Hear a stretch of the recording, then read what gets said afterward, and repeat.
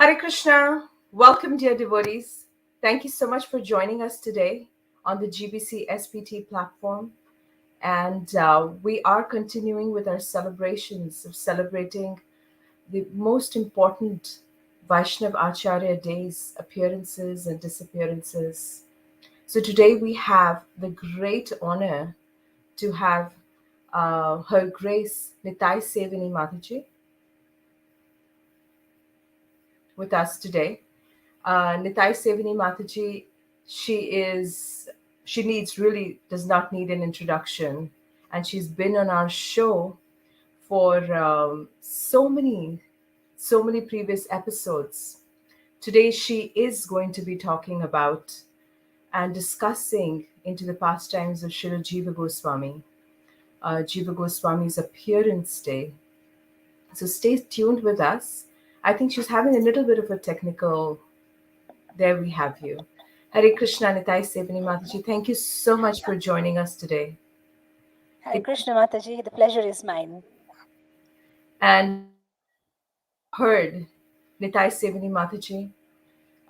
She is such a brilliant speaker, and who better we could have here to discuss the glorious pastimes of Srila Jiva Goswami.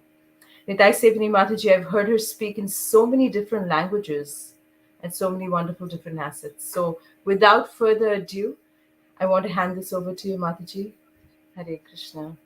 Thank you. Jai, Hare Krishna. So before we start today's session, I would like to start it with a prayer for Rupa Goswami, and then we will dive into today's session. So you may all join your hands and sing along with me. श्रीरूपचरणद्वन्द्वा रागिणां व्रजवासिनां श्रीजीवं सततं वन्दे मन्दे स्वानन्ददायिनं Sripad Jiva Goswami ki jai. So this beautiful verse which I just sang is from Sadhana Deepika, and this conveys a very, very beautiful meaning. It says that Shri Rupa Charana Dvandva, the two beautiful lotus feet of Rupa Goswami, are always Raginam in the heart of Jiva Goswami. And Vrajavasinam, Jiva Goswami is the crest jewel of all the Vrajavasis. And how, as a devotee, heartfully, again and again, repeatedly, we are paying our humble and respectful obeisances to Sripad Jiva Goswami, who is so expert in presenting his philosophical views that they give complete joy even to dull-headed, non-philosophical and lazy people of this Kali Yuga. And I thought, what better way to start but with such beautiful poetic glorification of Jiva Goswami. So with this we start and dive into today's session. I'm very happy to be here today with the GBC SPT team, and I welcome all the viewers who are online watching this session. And today is a very, very, very auspicious day of appearance day of Sripad Jiva Goswami. Jiva Goswami is a very, very special personality because he's our Siddhanta Acharya. And not only that, the whole ISKCON movement started from Sri Sri Radha Damodar temple, who are the Pranadhana, the soul, the life and soul of Sripad Jiva Goswami. And he's one of the 6 Goswamis that we worship every single day on the altar of every ISKCON temple. So Jiva Goswami is all the more special for us because Srila Prabhupada at many places and many occasions has said that Sripad Jiva Goswami is a very special personality, and he said that the mission of my life is to spread the glories of Jiva Goswami. And he said, please help me in my mission. So he made such a statement that Srila Prabhupada said that his life and mission is to spread the glories of Jiva Goswami, and he asked everybody to help him in this mission. And I thought this was very special. Even otherwise, well, the Appearance and Disappearance of both are very, very special of the Vaishnava Acharyas, because while they're alive, they're teaching us so much with their life and their activities. And when they leave, they teach us how we are supposed to depart, and farewell this world. And it's so beautiful. In every activity, they're always teaching something. And these days are all the more special because these are the days where we can just, fall down on their feet and ask for their blessings. Because we all know, as devotees, blessings of the Vaishnavacharyas are our only shelter. And these are some special occasions, some special days where we can just talk about them and hear about them and contemplate on them and meditate on them and take their shelter and take their blessings. So I thought this was very, very special day. In fact, Srila Prabhupada said at many places that the right way of celebrating the appearance of Jiva Goswami is, he said, on that day, devotees should sit together and they should hear and they should read and they should understand about the life and activities of Jiva Goswami. And he also said, and they should try to understand the Sat Sandarbhas, which is not possible in such a short time, but at least we can touch, on the little traces of his life, on whatever time we have together, another 45 minutes, on the life and activities of Jiva Goswami, which are so very special. And he's all the more special because he's connected to Rupa Goswami and Sanatan Goswami. In fact, these family of Rupa Sanatan and Jiva Goswami, they are from Karnataka. Jiva Goswami mentions about this in his Laghu Vaishnava Toshani. He gives this whole family background, how they were all originally from South India, Karnataka, and they were Yajurvedi Bharadwaj Gotra Brahmanas.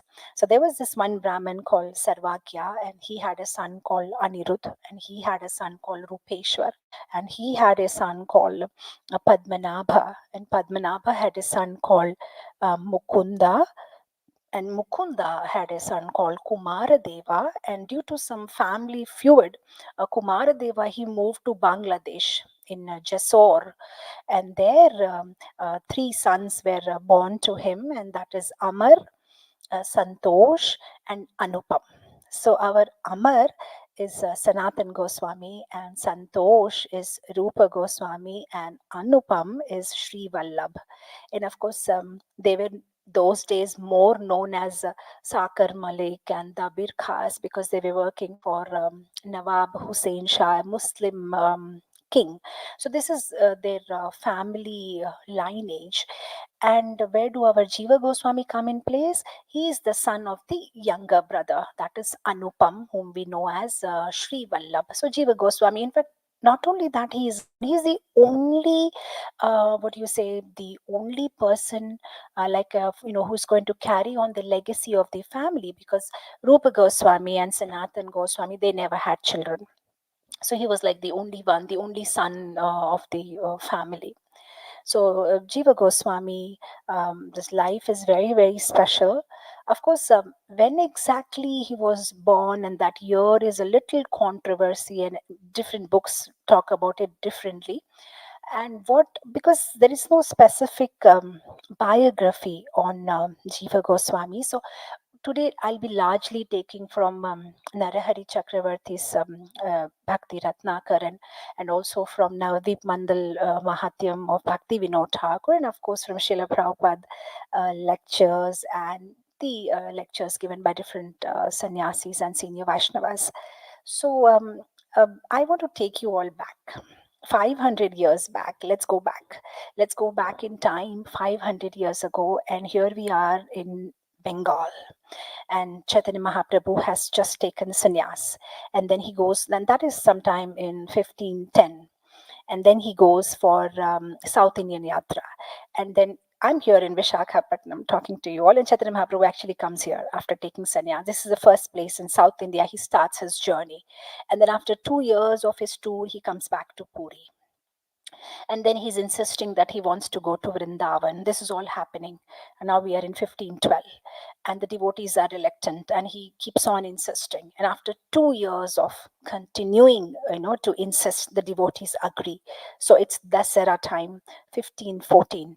And finally, Chaitanya Mahaprabhu is on his way to Vrindavan. And when he's on his way to Vrindavan, he takes a detour. He takes a detour and he comes to this place called Ram Keli. And then he has this mysterious meeting with Rupa Goswami and Sanatan Goswami. And of course, again, there are many versions in this where they say that. Uh, I heard some places where they said he actually goes in their house, and then there is a garden, and that is a place where he meets Rupa and Sanatan. And from some other sources, I heard that they actually went deep inside the forest and they changed their robes because it was supposed to be a very, very secret meeting, and the Muslim king is not supposed to know about it. And they had Jiva Goswami going with them. And some places I heard that Jiva Goswami was in his mother's lap. He was a little young boy, and when Chaitanya Mahaprabhu came in their house in the garden, they were all taking his audience. But whatever it is, we understand by different books and different references that Jiva Goswami was a little boy when he first time saw Chaitanya Mahaprabhu, and that was in the year 1514. Now, if we understand that at that time his age was 2 to 3 years, that means he must have been born somewhere around 1511 or 1510, not early than that. So that was the first time and the last time he sees Chaitanya Mahaprabhu. He's just a young boy, and in Bhakti Ratnaka, Narahari Chakravarti says that Jiva Goswami was hiding behind a tree and very shyly looking at Chaitanya Mahaprabhu. And Chaitanya Mahaprabhu was having this secret talk with Rupa and Sanatana.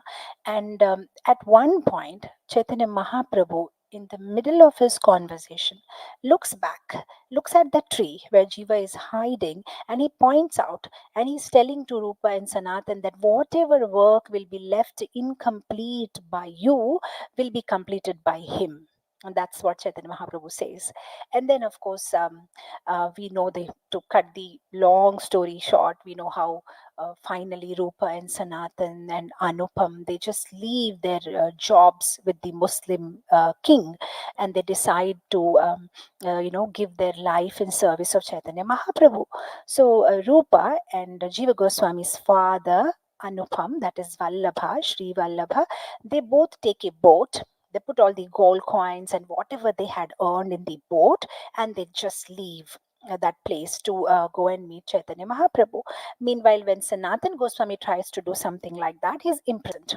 So Sanatan Goswami is in the prison, and these two people, they finally reach Kasi, and they meet Chaitanya Mahaprabhu there at the Dasha Ashwamedha Ghat.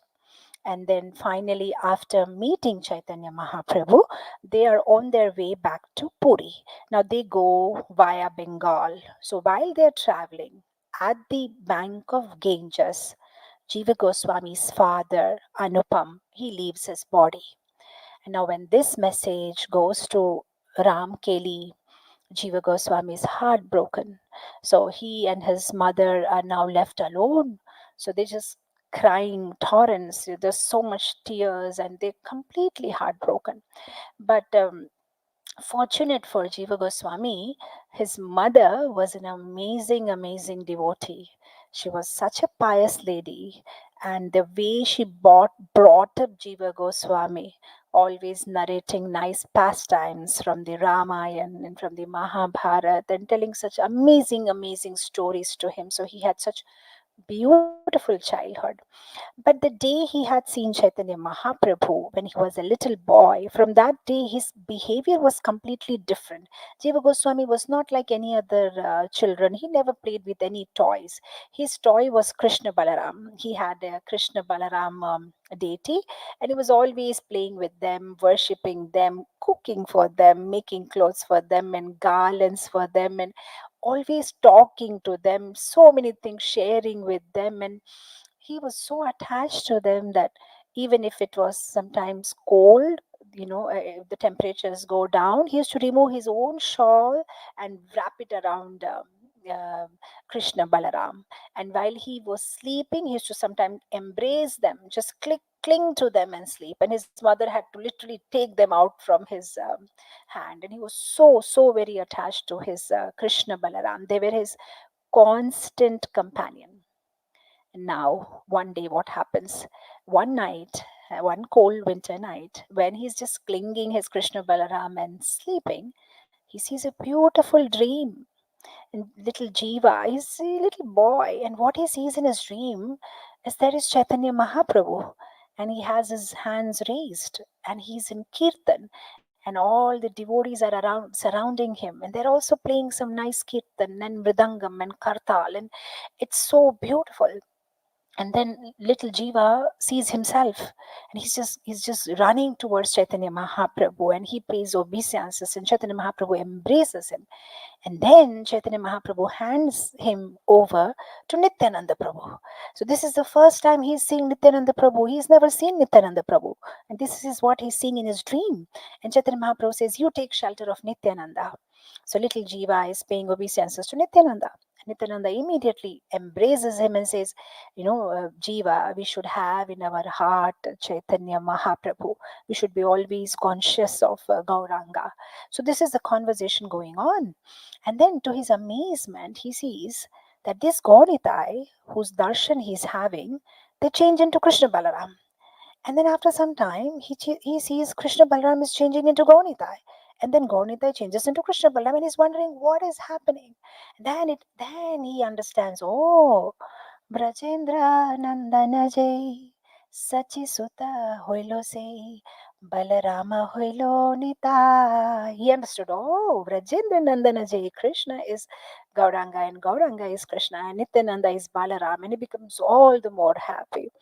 And then now when he wakes up from his dream, he tells his mother, oh, dear mother, I'm very eager to go and serve Go Nitai. Oh, when will I become big? Why can't I go just now and serve them?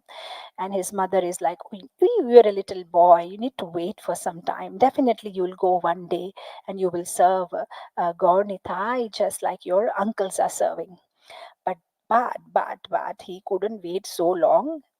By the time he was 9 years old, 9 or 10, he left.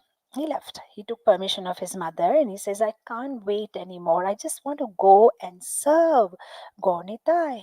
So finally, he goes to, from Ramkeli, he goes to Fatehbad, where there is the family home. And then he does whatever he's supposed to do because he was the only son of the family. The uncles were already in Vrindavan. So then, whatever is supposed to be done, he just does that. And then he runs to Navadvip. He doesn't run to Vrindavan, he runs to Navadvip because he's so eager to see the Navadvip Mandal. So as soon as he reaches Navadvip, somebody tells him that Nityananda Prabhu has arrived here from Kharda and he's at Srivas Thakur's house. So then little Jiva, just 9 or 10-year-old boy, he just runs to Srivas Angan. And then as the door opens and Nityananda Prabhu comes right in front of him, and Jiva is shivering and is trembling and crying and is in complete ecstasy. And he just pays his obeisances. And when he looks up, Nityananda just embraces him. And then he's telling him that I bless you, Jiva. May Lord Chaitanya's, love rise in your heart. And you should be always conscious of him. And he says the exact words that he spoke that day in the dream. And Jiva Goswami is sharing that same thing with Nityananda Prabhu. He says, you said the same thing in the dream that day. And then Nityananda Prabhu takes little Jiva by his hand and takes him around the whole Navadvip, and that we can read in Bhakti Vinod Thakur's Navadvip Mandal Mahatyam, how he has a customized tour of Navadvip Mandal by Nityananda Prabhu, showing him all the pastime places, and it's so beautiful. And finally, he takes him to yoga pit, and there there is Sachimata and Vishnupriya and Ishan, Sachimata's servant, and they're all there, and they become so happy when they see Nityananda, and they're so happy to see this little enthusiastic boy. And then Nityananda introduces him, he's Anupam's son, and please bless him, mother. So not only Sachimata blesses him, but Sachimata even cooks for them. And then they all have prasadam, and Sachimata blesses him profusely that, may you be successful in spreading Chaitanya Mahaprabhu's mission. So, like that, all the Vaishnavas in Navadvip Mandal, whether it is Shivas Thakur or just about, whoever were present at that time, they all gave blessings to little Jiva. And I thought that was so beautiful point where we all can take a lesson from here, is that any great work, if it has to be accomplished, then blessings are required. Blessings is what we need to earn, and that's how he took the blessings of so many Vaishnavas. And then finally, after this whole Navadvip Mandal trip is over, Nityananda Prabhu makes him sit under a tree, and then they are talking. In fact, at many places they were sitting in different places and discussing so many nice spiritual pastimes that even as of today, if you go to those local villages, and that sometimes this villager children, they will be playing some bat or ball, or sometimes the ball goes under that particular tree, or some stick, while playing flings to the trees. Even till today they say, don't go under that tree and sit, because Nitai and Jiva were sitting under that, and that tree has become, what do you say, a hub of Krishna Prem. Anybody goes there may become a renunciate and may become a sadhu. They don't know much philosophy, but they know one thing: if you go and sit under that tree, you may also become a Krishna Bhakta, and you may just shave your head and become a renunciate. So children are afraid to even go, to those trees. That's kind of a joke, it's like oh, that's Nimai Nitai tree, or something like that. Don't go there. So then finally, Nityananda Prabhu says, okay, so what next? So Jiva says, I want to go to Puri and have Chaitanya Mahaprabhu's darshan. So then Nityananda Prabhu says, no, says Chaitanya Mahaprabhu has given your family the land of Vrindavan. You have to go to your uncles and help them. And then before you even go there, go to Kasi, and you just take education from Madhusudan Vachaspati, who is a prominent disciple of Sarvabhauma Bhattacharya. So you take your education and then you join your uncles, and then we will see. So now I was just thinking that that was also such an important point, that Mahaprabhu was present at that time and he wants to go and take darshan, but Nityananda Prabhu says, no, first seva, then darshan. And I thought that was really a very, very important point for all of us devotees, that Krishna seva is more important than Krishna darshan. And that's what Nityananda Prabhu thought by giving this very strict instruction for Jiva Goswami to go and serve with his uncles. You know, sometimes when we before we join as full-time devotees in ISKCON, we have some kind of an imagination that once I become a devotee, maybe I'll just sit and read scriptures whole day, chant Hare Krishna, make garlands, and keep looking at the deities. But when we actually come inside the organization, we understand there is so much to do. And sometimes we may feel, oh my god, I mean, do I need it? I mean, I thought I'll just enjoy the direct association, or read scriptures and the deities. But Srila Prabhupada and the Vaishnava Acharyas, by different examples and different pastimes, teach us that what is actually Krishna Bhakti. It's not only about Krishna Darshan and not how well you enjoy taking Krishna's association, but it's also about serving Krishna.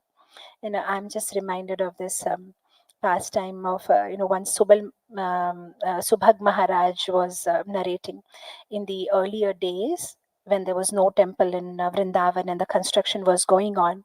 Srila Prabhupada was in the Radha Damodar temple rooms, and the devotees who were involved in construction, they were living in the huts inside this Raman Reti, the present Vrindavan ISKCON temple campus. And Srila Prabhupada was every day giving classes on nectar of devotion, and they were full of tattva and philosophy and not many pastimes. And Subhag Maharaj was like getting tired sometimes because ordering cement, dealing with the labors, whole day at the construction site. And he was so very eager to hear about Radha and Krishna and their pastimes. And at one point of time, he got so desperate. Once in the middle of the night, around 2 a.m., he just goes directly, budges inside Srila Prabhupada's room in Radha Damodar temple. He knocks at the room, and Srila Prabhupada opens the door and he's like, "What brings you here?"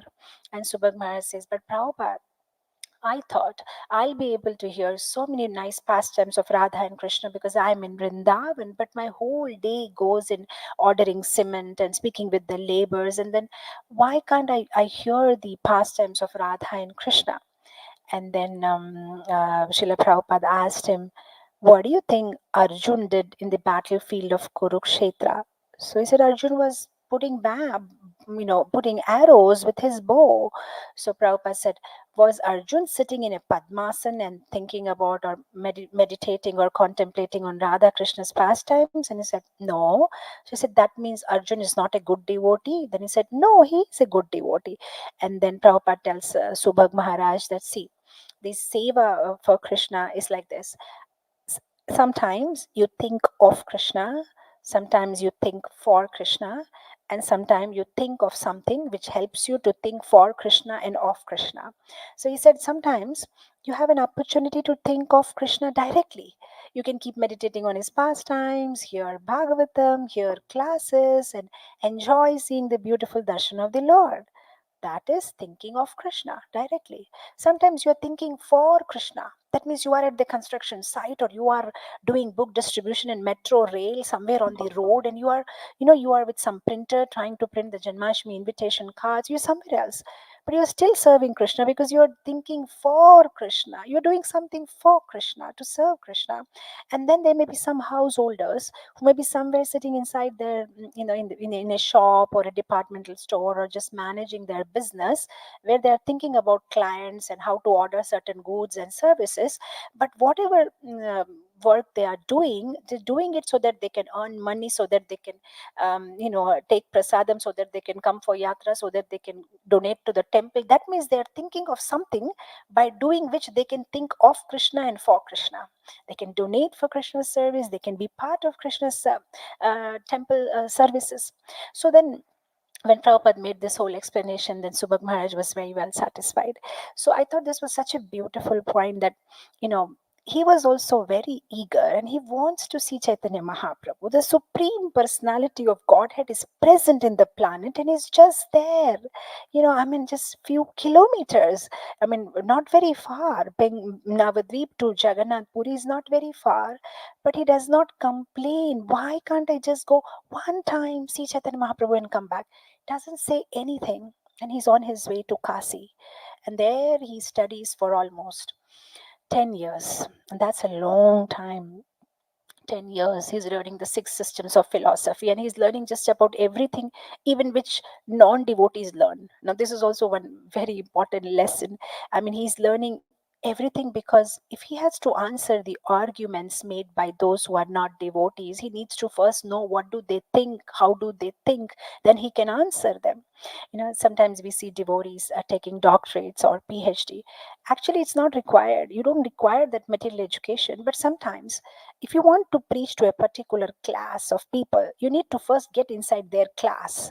Once you get inside their classroom, you get inside their bracket, well, then they listen from you, then they hear from you. So you need to start from where they are. So this is what Jiva Goswami did. He just studied everything, whatever the logic or nyaya and grammar and vyakaran and whatever was required, so that now when he puts up his arguments, it will be, he can match them. So it was almost like 10 years, and by the time Jiva Goswami was like maybe 19-year-old, yeah, 19-year-old, and by that time he was so famous all over Kasi. People were talking about him, and he was so expert in Sanskrit and grammar and nyaya, that anybody who even wants to, has written a new book or something, they would run to, for Jiva Goswami's review on the book. What do you think? Is it okay? And then he would advise, okay, make some changes here, okay, make some changes here and there. And, and if Jiva Goswami says okay to the book, it's like, they don't need any other reviews. So he became like that and very, very famous. And then finally, Jiva goes to Vrindavan. And by that time, he's like maybe 20 something, 19 plus 20 something. So he's still very young. And so now when he reaches Vrindavan, all the Goswamis are so happy, because those days Vrindavan was like the hub of all the Goswamis. Lokanath Goswami was there, Bhogarbha Goswami was there, Prabodhananda Saraswati was there, Gopal Bhatta Goswami was there, Raghunath Bhatta Goswami, Raghunath Dasa Goswami, Rupa Goswami, Sanatan Goswami, everybody was there. And when Jiva comes, they all become so happy to see him, because they feel he's like a light, because they were all getting old and they were all worried who's going to carry forward the mission of the Gaudiyas. And here comes the light for them, and all young and enthusiastic. And then, just like Nityananda Prabhu had, took his hand and showed him all around Navadvip. Similarly, Rupa and Sanatan, they just take him by the hand and they show him all around Vrindavan. They take him on a Vrajamandal Parikrama, show him all the pastime places, and then again begins the process of collecting blessings, taking blessings from all the Acharyas, and taking blessings from all the Goswamis of Vrindavan. And instantly Jiva Goswami becomes a favorite of everybody because of his so sweet and humble disposition. He's so sweet person by nature, and sweet talker, and he's also very learned. So he knows so much scriptures, and he's also very enthusiastic, and he's also very young and dynamic, and also because of his connection, because he was a nephew of Rupa and Sanatan, so everybody felt a lot of connection with him. And the most important quality that he had, apart from humility or being learned or the right connection or being enthusiastic or young, he was sincerely serving all the Vaishnavas. And Jiva, the name was in everybody's tongue. Everybody, they want something or they're doing something, they're just calling out for him. Jiva, can you do this? Can you do that? And can you do this? And that's how Jiva Goswami became everybody's favorite in a short period. And then Jiva Goswami wanted to take initiation. So he approached Sanatan Goswami. He said, I want to take initiation. Sanatan Goswami said, you take initiation from Rupa. You take initiation from Rupa Goswami.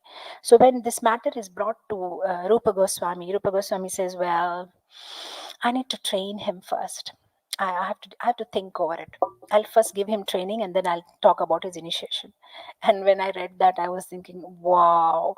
I mean, somebody has all the beautiful qualities, amazing qualities, and he's learned in scriptures, and he's humble, and he's everything. And still, Rupa Goswami says, I have to train him. And I was just wondering, I don't know what course it must be, like we have our ISKCON disciple course.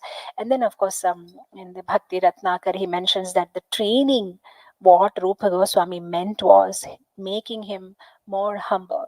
Now, of course, this is all just to teach us, because Jiva Goswami is his embodiment of, is a personification of humility, but just so that, we know how things take place. So he just asked him to do menial service.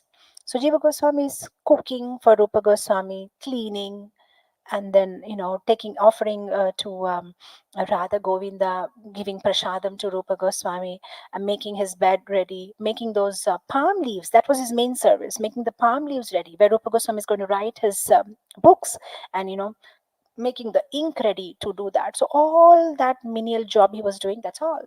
He was not writing at that time, he was not doing nothing but serving them very sincerely. And I thought that was so beautiful, not even an iota of pride that I know so much. And then finally, Rupa Goswami asked him to do the editing, or rather, I would say proofreading was the right word, proofreading of his book Bhakti Rasamrita Sindhu. And Jiva Goswami does such a wonderful job that even Sanatan Goswami gives his Vaishnav Toshini. Okay, you do the proofreading for that. And not only that, after that, Jiva Goswami also writes down a commentary for Bhakti Rasamrit Sindhu by permission of Rupa Goswami. I think it's called, and also he writes a commentary of Vaishnav Toshani, which is called the Laghu Vaishnava Toshani. So, like that, he becomes favorite of everybody, and then he's writing commentaries and he's editing and doing wonderful seva. But among all these things, as it's happening in Vrindavan, something really special happens. And this is one of my favorite pastimes of Jiva Goswami, because this particular pastime teaches us so much as devotees. So here is a particular day, one sunny afternoon. Rupa Goswami is writing his Bhakti Rasamrita Sindhu, and Jiva Goswami is standing next to him and fanning him, and that's the scene. And Sri Vallabhacharya, who is the proponent or rather the founder of Pushtimarg Sampradaya, he comes in. Now, Vallabhacharya was a very, very special soul, a special devotee, because Chaitanya Mahaprabhu himself respected him and was so friendly, and he was so dear. In fact, in those days, the Gaudiya Sampradaya and the Pushti Marga Sampradaya, they were like brothers, together, and they were very had many common principles. So he walks in and he's very happy to see Rupa Goswami, and he says, "What are you doing?" So I said, "I'm writing this particular book." And he says, "Let me see what you're writing." And he takes the book, and in a friendly way he just goes through, and then he points out, he said, "Hey, what is this you have written?" So at one place, Rupa Goswami had written a verse saying that bhakti mukti spriha. He says the bhakti and the mukti, these desires, are like a pisachi, like a witch. So anybody who has this desire of bhakti is um, tendency to have material enjoyment. So if anybody has this bhakti, or a desire for mukti, liberation, then it's like as if they're haunted by a ghost or by a witch. Then how can they serve Krishna? Is what his proposition. So he says, "This is not correct." Vallabhacharya says, "How could you write such a thing? And especially the derogatory word that you are using for mukti. How can you say mukti is a pisachi? Mukti is a witch? Mukti is, it's honorable. Many people are running behind mukti. And how can you use such word? Maybe you should change this word here." And Rupa Goswami he immediately Rupa Goswami, he immediately accepts. He said, "Oh, definitely, I'm just changing it right now." And then that's it. They have some greetings, and after that, Vallabhacharya, he leaves from this place and he goes to Yamuna for taking bath. And now Jiva Goswami, who was fanning his guru, he's not able to tolerate. He said, "How come, he's pointing out mistake in my guru's book, and whereas my guru is correct, and there is no need to change, because he's a scholar by himself." So what he does is he just follows Vallabhacharya, and when he takes bath in Yamuna and comes out, and he's like humbly standing at the bank of Yamuna, and when he comes out and very humbly, he says, "I'm Jiva, and I'm the disciple of Rupa Goswami, and if I may, I just want to share something with you." And he says, "Yes, go ahead, young lad. What do you want to say?" So he said, "Just now you pointed out that mistake in my guru's book, but actually I just want to clarify. He did not say that mukti or liberation is a witch. He said desire. Bhukti, mukti, spriha. Spriha means desire. He said that desire is a witch, because not only a desire for mukti, any desire for that matter is ghostly. It's like a witch only, because what happens when we have desire, it makes us act in different ways, and then we cannot selflessly and purely serve Krishna. So he was not directly saying that mukti is a witch. He said the desire for bhukti or mukti is like a witch. So spriha. So Vallabhacharya is like, oh, excellent, excellent. I have not seen that point. Oh, you made a good point. So after, changing his clothes and putting his tilak, and he just runs to Rupa Goswami and says, hey, don't change that word. It is okay. I couldn't understand, but it's perfect. And by the way, your disciple Jiva is an amazing boy. Such beautifully he explained this to me. And that's about it. And then he leaves. And now when Jiva Goswami comes back after taking bath from Yamuna, and then Rupa Goswami asks him, so what did you do? So what did I do? He said, what did you say to Vallabhacharya? He said, no, I was just telling him this. And then Rupa Goswami is furious. He said, Jiva, what audacity. You want to correct a senior Vaishnav? So much pride you have. Those who have pride, they are not supposed to live in Vrindavan. Vrindavan is not the place. And then Jiva Goswami is like, I'm sorry, Rupa Goswami is like, Jiva, this is the second time you have done this. Because initially, something similar had happened. There was this Digvijay Pandit called Rupa Narayan, and he was going around everywhere with his Vijay Patra. He used to have those debates with scholars and then defeat them and then get them sign it that we have been defeated by Rupa Narayan. So he was doing that all the time. And then he had approached Sanatan Goswami and Rupa Goswami. So when he approached Rupa Goswami and he said, I want to have a debate with you, Rupa Goswami thought it's a waste of my time. So he said, look, I don't have that much time. No, no, no, maybe you cannot defeat me. No. Then Rupa Goswami said, no, no, I'm defeated. Whatever you say, I am defeated. So they say, Rupa Narayan said that don't fake your humility. If you are really defeated by me, you sign it here on the Vijay Patra. So Rupa Goswami says, wonderful, I'll sign it just now, give me the paper. And he just signs, okay, I'm defeated by this scholar. And then person becomes very happy and he just showing it everybody in Vrindavan, hey, I've defeated Rupa Goswami. And then people tell him, oh, but his brother Sanatan Goswami is more scholarly. So then he says, okay, then he goes to Sanatan Goswami. And Sanatan Goswami is of the same disposition, and he's saying, well, I don't have that much time, and I'm ready to accept my defeat. So Sanatan Goswami also signs it. And then he goes to Jiva Goswami. And when he goes to Jiva Goswami, because people in Vrindavan knew, they're very smart. They said, oh, you must have defeated Rupa and Sanatan, but what about Jiva? He has a big name. He came from Kasi. He's a scholar. So he goes to Jiva Goswami. Jiva Goswami is like, oh, I don't have that much time. Please give me the paper. I'll sign it. And then as soon as the paper is given to sign, he just sees, oh, my guru's name is here, Rupa Goswami and Sanatan Goswami. And that makes him furious. Oh, this guy is going to show this paper all around everybody, and their name is here. How can he write their name? I will defeat him, take the paper and burn it. So then he says, I'm ready to debate with you. And then for 7 days, they have a debate. And then this Rupanarayan, he becomes, he gets defeated. And then he gives the paper to Jiva Goswami, and Jiva Goswami burns it. And when this incident comes in light and Rupa Goswami comes to know about it, he gets very angry. He said, this kind of dry arguments make the heart of a devotee very hard. You should not have engaged yourself in this kind of argument. Why did you waste time? You are not worth living in Vrindavan. I don't want to see your face. You just leave this place. So then he was like almost banished, and he was living somewhere, near some ghat. And finally, after the intervention of Sanatan Goswami, he was brought back. And this is the second time something like this happened. So he gets very angry and he says, this is Maryada Vyatikran. How can you correct a senior Vaishnav? How can you be judgmental? No matter what he says, we're supposed to humbly accept it. And even Chaitanya Mahaprabhu respects him so much, and you wanted to correct him. And then he says, you just leave. You cannot stay in Vrindavan anymore, and I suspend you from all your services immediately. And now Jiva Goswami was like heartbroken. And then he goes and somewhere outside Mathura, and he's staying there, in a crocodile hole, the place where the crocodiles, they make a hole and stay at the bank of the river.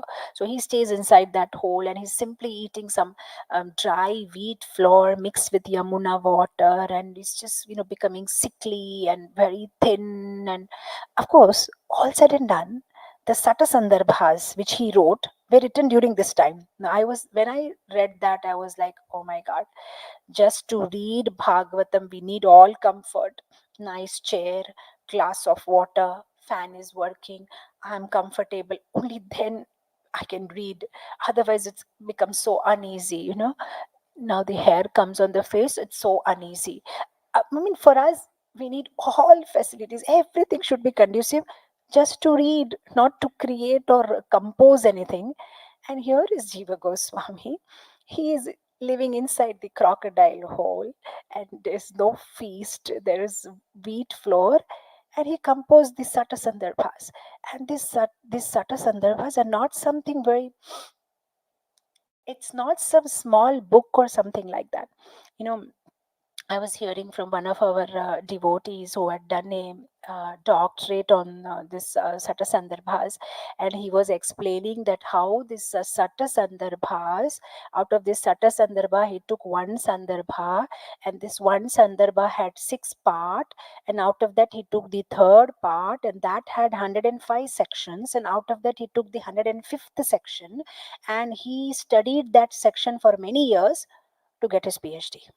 Now, that large, voluminous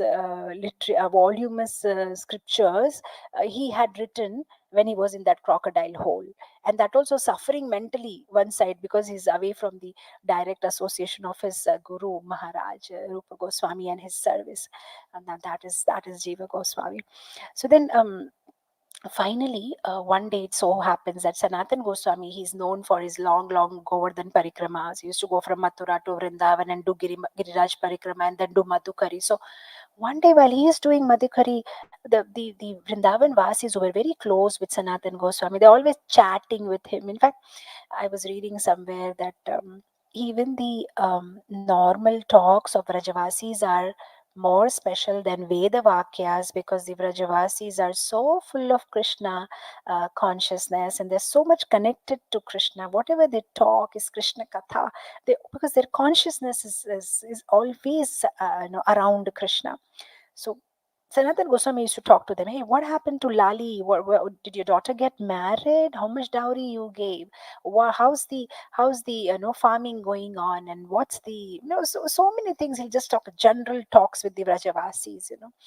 So then one of them said that you should go and see this young sadhu living in a crocodile hole and bank of Yamuna, and he's become very sickly. I don't know who is he, but he's very effulgent, and he's been doing something, writing something, and we feel very sad when we see him. He's not eating anything.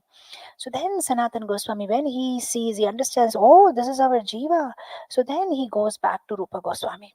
And then he says, Rupa, you are not following sincerely the fundamental principles given by Chaitanya Mahaprabhu. And Rupa Goswami is like, what?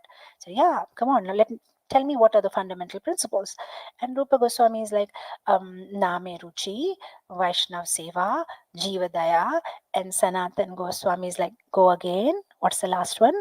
Jiva Daya. So yeah. So then he understood, okay, he means to say Jiva Daya. Why are you not doing Daya, mercy on our Jiva?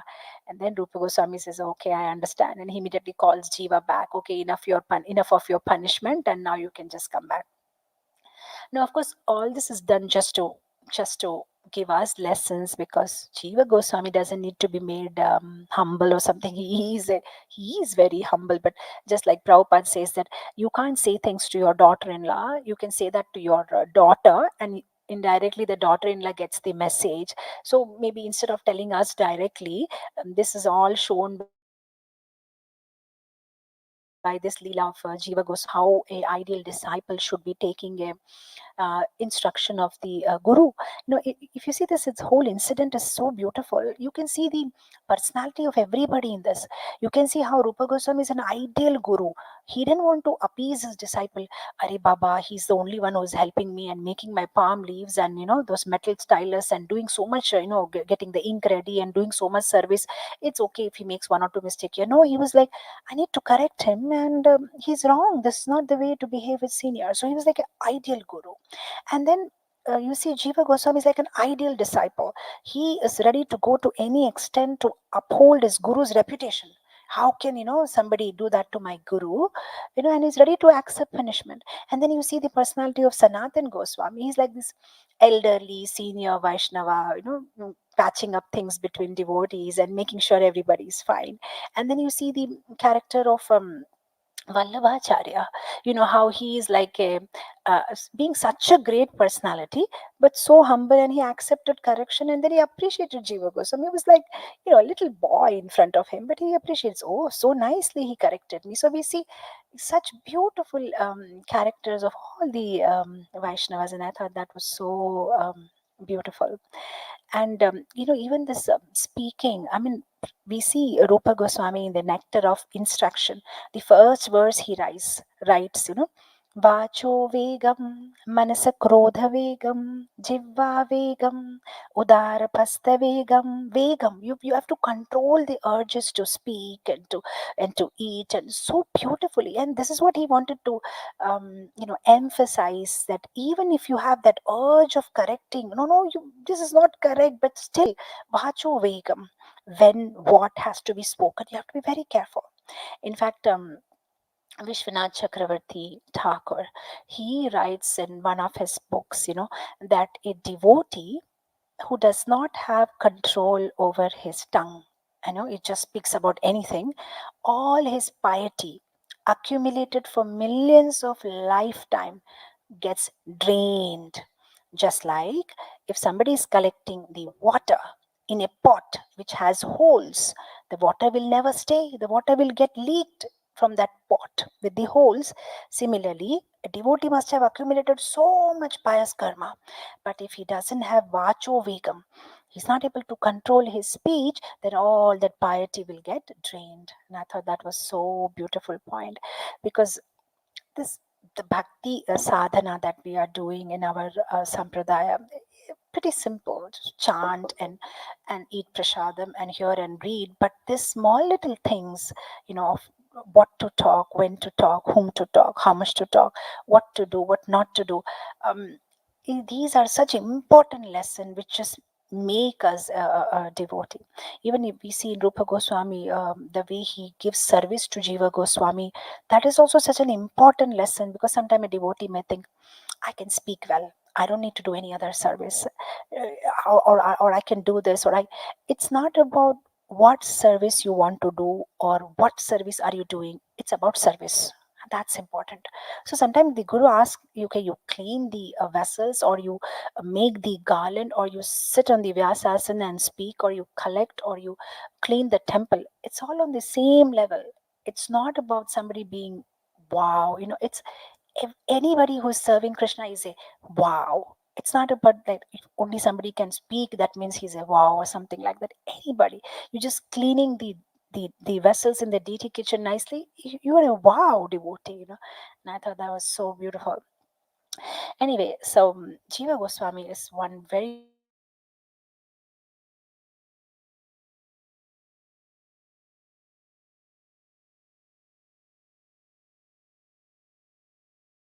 all the qualities that, and that's very rare combination, because sometimes you may have somebody who can speak well, but maybe they cannot teach well, or maybe you have somebody who can teach well but they may not be scholar, or sometimes you can have somebody who can speak well but maybe they're not good managers. Sometimes somebody is a very good manager but maybe he can't talk. But here you see the combination. Oh, he has just like all in one, everything. He was expert. He wrote more than 25 books, more than 4 lakh verses, which is more than all the acharyas put together. Whatever verses they have written, he's written much more than that. 4 lakh, more than 4 lakh verses. I was hearing somebody said 5 lakh 50,000 verses. Now I'm not sure about that, but definitely more than 4 lakh, and 25 books. And that also, books are not just one kind of book. There's this prose and poetry, you see, which is in combination in Gopal Champu, and then you see there are manuals like Harina, Vyakarana, and then you see there are some commentaries, and then you see there are some literature, and then you see all different varieties of books that he had written. And not only that, he was so sharp and such a good manager, and he such a good visionary. I mean, he knew that in future, if I don't register these temples and I don't get them legal identity, somebody may destroy it. So he made sure that he registered Radha Govind the temple. He had a farman from the Muslim king, and he was so good in maintaining relations. He had such beautiful relation with Akbar those days, that Akbar was a big fan of Jiva Goswami, and he was contributing for Jiva Goswami's projects. In fact, one time Jiva Goswami went to the to the court of Akbar, and he defeated all these scholars who were saying that Ganga was more greater than Jamuna. And Jiva Goswami gave all the arguments how Yamuna is more greater than Ganga. And Akbar gets so impressed, and he says, "What can I gift you, Swamiji? What can I gift you?" And he says, "Give me some paper. I want paper," because those days getting paper was like something very rare. So he got those paper from Akbar, and then he could write more books. Such a visionary and such a good manager. In fact, when Kapoor comes and gives lots of donations to Raghunath Das Goswami for renovating the Radha Kund and Sham Kund, he didn't do, I mean, he just handed over everything to Jiva Goswami, and Jiva Goswami made sure that he got the construction done, and he organized everything. And even that Bhajan Kutir, which we see next to Radha Kund, it was registered on the name of Raghunath Dasa Goswami. So he made all those arrangements. And he was a good pujari also, and he was a good cook also. In fact, Radha Govind the deities once come in the dream of Rupa Goswami, and then they change their form in the dream to some other deity, and then they tell Rupa Goswami, now look at us carefully and carve us like this and gift it to Jiva Goswami. So then Rupa Goswami carves the Radha Damodar deities, and then he gives them to Jiva Goswami in the month of Kartik. And then Jiva Goswami worshipped them for some time in Seva Kunj, and then the Radha Damodar temple comes up. And then when he's because these deities were so eager to be served by Jiva Goswami that they actually came in the dream of Rupa Goswami and manifested themselves. So when they were actually there, they used to talk to Jiva Goswami. Oh, today we want to eat this. So Jiva Goswami used to make that particular bhoga and sometimes feed them with their own hands and sometimes look over them while they are eating. And sometimes Radha Damodar used to call Jiva and say, "Hey, Jiva, can you come and sit here? I want to play this flute for you. Just hear this." And sometimes Jiva Goswami used to get fainted hearing those beautiful flute of Radha Damodar. Now, that was his relation with the deities. So he was like this, and his glory was spreading all over, and he was becoming so famous. I was just hearing this one pastime. One of the devotee who was visiting Prabhupada was saying that he heard that Mirabai had come to see Jiva Goswami, and Jiva Goswami said, "I don't want to see her because she's a woman." And then Mirabai sent a message saying that, "I thought there was only one man in Vrindavan, and all were women, all were Prakriti, but I see there's another second Purusha in Vrindavan." And then Jiva Goswami feels, "Oh, I mean, what did I say? She's right." And then he comes and sees her. But Prabhupada says this may not be correct. This incident may not be correct. He says, why? He argues why it's not correct, because he says, in our sampradayas, the sannyasis, they see women, they talk to women. It's not that they don't talk. So why would Jiva Goswami say something like this, that I'm not going to, see her because she's a woman? So he says this may not be correct. But they must have met, and definitely there is some connection. And in fact, I was hearing that maybe she took diksha from Jiva Goswami, because if you see the 64 samadhis of our Gaudiya Acaryas, Mirabai samadhi is there. So there is some definitely connection with Mirabai and Jiva Goswami, or the our Gaudiya Acaryas. So like this, there are so many. I mean, I can just go on, and there are so many beautiful pastimes of Jiva Goswami, especially with his Radha Damodar deities. And then, of course, he lived in Vrindavan for around 65 years. So, I mean, when he came, he was 20, and he lived for 65 years. That means by the time he left body, he was 85 years old. And then he entered the Nitya Leela of Radha and Krishna in Goloka, and there he's Vilasa Manjari. So among the all 8 principal special Manjaris, Rupa, Rati, Guna, Vilasa, Kasturi, she is Vilasa Manjari. And there her bodily hue is like a ketaki flower. and she wears silk robes which is having stripes like bumblebee, which is black and yellow in color. And her main seva there is to bring the water for bathing Radharani, and she brings it in golden jug, which is inlaid with precious jewels, and that is the seva she does in Goloka Vrindavan. So this Vilasa Manjari in Goloka Vrindavan comes as Jiva Goswami in Bhuloka to assist Chaitanya Mahaprabhu in his mission. So, like that, he not only wrote books, not only constructed temples, not only maintained them, not only, but he was such a visionary. Even when Jahanava Mata, she came to Vrindavan. Um, Everybody had such faith and such, this on Jiva Goswami, that when she came to Vrindavan, she had very special things with her. She had Nityananda Prabhu's wooden sandal, and she had a Shivlinga, which Nityananda Prabhu used to wear around his neck.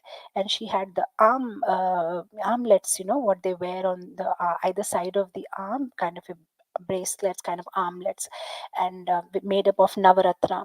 And all this she handed over to Jiva Goswami, because Jiva Goswami is like the person. He was his Radha Damodar temple was like the head office where everybody meet and all the Goswamis meet, and then they plan and strategize and how they're going to spread the preaching mission of Chaitanya Mahaprabhu. And he was a teacher, and he was teacher for everybody. He was teaching the disciples of other gurus. He was teaching Narottam Das Thakur, who was a disciple of Lokanath Goswami, and he was teaching Srinivas Acharya, and he was teaching Shamananda Pandit, and he used to sit and strategize. Jahnava Mata used to communicate with him. When the Chaitanya Mahaprabhu left Navadvip, all of them had become very disappointed. They were simply crying, and some people became misguided by other philosophies. So at that time, Jahanava Mata sent him a message that all these acharyas, Goswamis, they're writing so many books in Vrindavan. Why don't you send them to Bengal, and I'll get them translated into Bengali, a language, and distribute. So at that time, he sends the trio, Narottam Das Thakur and Shamananda and Srinivas, with the bullock cart and all the books and 10 armed mans and trunks, and he sends them to Bengal. But of course, we know this famous story, how they get lost in one Vishnupur, and then they give this message to Jiva Goswami that the only copy, handwritten copy, books of this Goswamis have been lost forever. But I just want to mention this pastime, because this also has a very important lesson, that how when everything is bad, everybody is heartbroken, but Jiva Goswami is such a leader. He's not heartbroken, and he gives them a positive message. Don't worry, Krishna has a plan. Even if things are not under our control, things are always under Krishna's control. And sometimes the bad news opens a door to better news. Don't worry, everything will be okay. And as predicted, everything did become okay. After some time, the king who had stolen the books gives it back. Not only gives it back, but he also helps to reprint them. And that way, the bad news becomes a better news in future, and everything goes so well from there on. So like that, Jiva Goswami was a leader. He used to lead from the front, and he knows how to help everybody and move them, further in their services. So, having said that, how can how can we serve these Goswamis? How can we do something for Jiva Goswami? Because Jiva Goswami is such a special person, and Srila Prabhupada's starting this whole ISKCON movement from Radha Damodar temple is no coincidence. It's a whole plan. Srila Prabhupada, if you see, he also has qualities like Jiva Goswami. He's also like a leader and visionary and teacher and scholar, and the best cook and the best pujari and the best guru, and all the qualities of Jiva Goswami. He's empowered. That's why he was there in the Radha Damodar temple. He took all the qualities and all the energy and all the blessings of Jiva Goswami, and then he moved to his mission to the west. So, what can we do to serve Jiva Goswami on this very special occasion of his appearance day? The only thing that comes to my mind is that the best way to serve them would be is to read the books. They've been sweated so hard and toiled so hard to give these books to us, and if we can just read them, and preach about them. And because if we don't read those books, what we'll end up talking after few years down the line would be something which is coming from our mental concoction, and that will be a disaster. But if we read those books, and then our vocabulary becomes what we have read in those books, and then that will be helpful to the future generation, so that we can give exactly what they wanted to give and just become a via media, instead of trying to put our own things into that. So, on this very auspicious appearance day of Jiva Goswami, I pray from the core of my heart for all of us here today who are online, that not only do we read these books, may Jiva Goswami give us the strength to live these books, not only read them, but live them and spread them. And that way make Guru and Krishna happy. So, with this, I'll end it here. Thank you so much. Shripad Jiva Goswami ki chai, Guru Parampara ki chai, Jagat Guru Srila Prabhupada ki chai. Hare Krishna.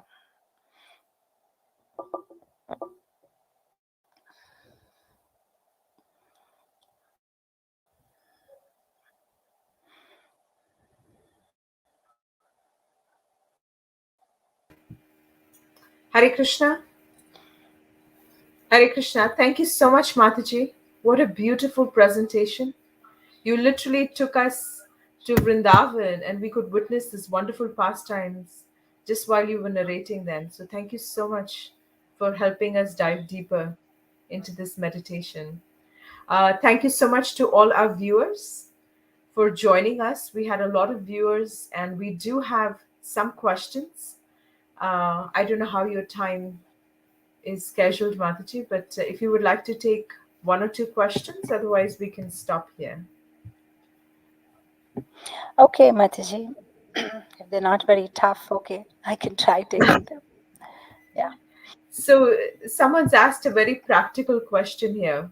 You were emphasizing so much on not correcting devotees. And of course, we've heard, from so many wonderful devotees that it is not our adhikar to correct, especially senior devotees or devotees that have, dedicated their lives.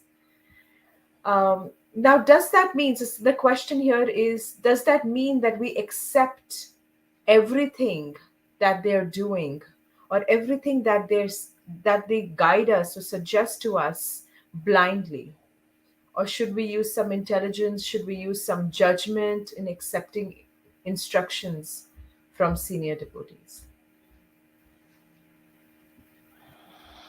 Yes, Mataji, thank you so much for this wonderful question. And I know this is something which we face in our day to day life, because we are dealing with so many devotees on different levels. And sometimes we ourselves are in management and where we need to correct the other devotees, and sometimes we are getting corrected. But the whole point is, this is something detail. I was talking about the principle. So the whole principle is that our attitude is not to correct anybody. Our attitude is to live to be corrected by others. And if we can maintain that attitude, it would be so nice. Because the problem is that once we start correcting others, sometimes we are correcting devotees who are of our same level, and then slowly we start correcting the seniors, and then we start trying to correct our guru, and then we start finding fault in Krishna. And that's how it will start progressing in one direction, and it will develop over a period of time, like a cancer develops, fourth stage, second stage, third stage, goes like that. So we need to correct that mentality in the bud stage itself. So that means, unless and until require, we don't try to correct anybody. And of course, see, there are three places which we can take shelter, that is Guru, Sadhu and Shastra. And now again, all said and done, if I try to put this answer very practically, on our day to day basis, we may not be dealing with Rupa Goswami or Sanatan Goswami. We are dealing with normal devotees who have a little better experience than us, and I'm sure they are also on that stage where they may be also committing mistake. And if we start taking everything as okay, because the thing is, every time somebody is senior to us, we may have a feeling that they are pure devotees. But then again, the whole point in this parampara is that we are all growing actually, and every day we are trying to become better devotees than yesterday. And there may be always something that, like something I'll tell you. Just couple of years ago, when I was speaking about Radha Damodar, in some book I had heard that when Aurangzeb, when they attacked Vrindavan, the Radha Damodar deities, they left to Jaipur. And then I had been telling in my classes all the time that Radha Damodar deities are in Jaipur and Vrindavan has Pratibha deities. And then just some time back, I was reading some other book which was translated by Banu Swami Maharaj, and there it is written that no, they did go to Jaipur, but then after that they came back. So the original deities are in Vrindavan, but those deities which are in Jaipur is Pratibhu. So I was just thinking that every year it's like a process of growth. You know a little better than before. You experience a little better than what you were 2 years back. You're getting a little better every time. So it's a progression. So sometimes those devotees who are up above us, they may be also in that process. Actually, the whole thing is going like this: we are all climbing a hill or a mountain, and somebody is climbing behind us and somebody is climbing above us. So the only thing is, the person who is climbing above us can tell us, hey, look, it's a little more rocky here, have a firm grip. Okay, look, come, come little slowly, this is like this. That's what they're guiding us. But at the same time, you can't take it absolutely, because by the time you come there may be some changes, or maybe he visualized it in a different way. So that is why, on a practical basis, take it, with a piece of, a pinch of salt, everything. Don't go to extremes and then get a heartbreak. I just believe that she or he was a pure devotee, and then this is how we guided, and this was not correct. So okay, now it's a hospital and we are all trying to get some medicine. Somebody is getting better quickly, and we're just trying to copy that same paracetamol we are also taking because it's working for him. So little bit cautious we should be. At the same time, the mentality should not be of fault finding, or I don't care what he says. We should generally try to maintain a humble disposition and try to take their words and try to follow as much as possible. But sometimes, if our intelligence is telling us, oh, this may not be, take shelter of some other devotees. See, we have such a choice.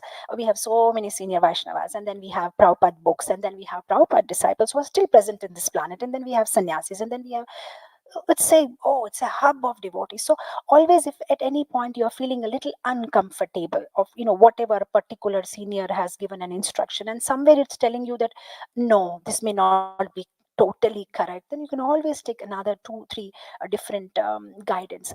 The principle would be to have a surrender mood and try to accept all the instructions.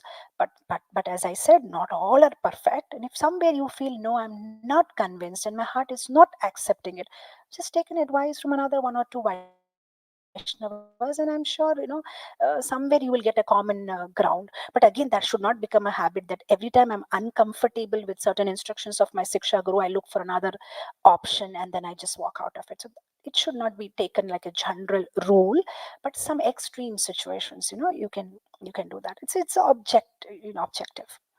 I just hope this helps you, Mataji, whatever whoever has asked this question. Can't hear you, Govinda, Priya Mataji. I think we are having some technical difficulties, but can you hear me now? Yes, I can hear you now. Okay, I hope perfect. I was not muted. No, you're fine. I could hear you very clearly. Thank you so much for such a beautiful and practical, plus of such a mature answer. Thank you so much. We greatly appreciate it. I think even the devotee is expressing their thanks to you for that. Oftentimes we've heard you become what you associate with. So when we start looking for good qualities in different devotees, and we're actually associating with the good qualities, and it's just a matter of time that we imbibe them. Thank you for emphasizing that so beautifully, and very grateful to you for your time. Very grateful to all our audiences for joining us today. Please continue, and you can subscribe to the GBC SPT channel. Also, please continue to hear Nitaisevini Mataji. Her talks are so enlivening. We're hoping to have her back on the show very soon. And if you see flashing on our screen right now, You can log on to gbcspt.com to subscribe to our mailing list where you will be updated about all our upcoming events. Thank you so much, everyone. Srila Prabhupada ki jai. Hare Krishna.